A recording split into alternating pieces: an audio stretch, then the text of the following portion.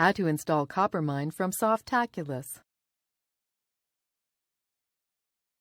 Scroll down until you find Coppermine in the menu on the left.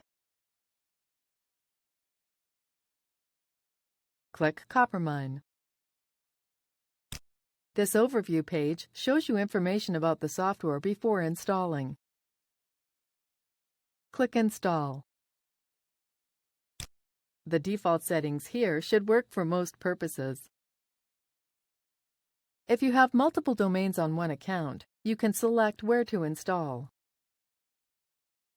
The next two boxes let you set the directory and database name, which will be created upon installation. You can set the gallery name and description here. These can be changed later from the admin panel of the software. Enter the admin username, password, and email.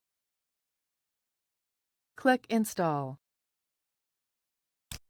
After a moment, the software will be installed. To view your new site, click this link. Here is our new image gallery, ready to be used.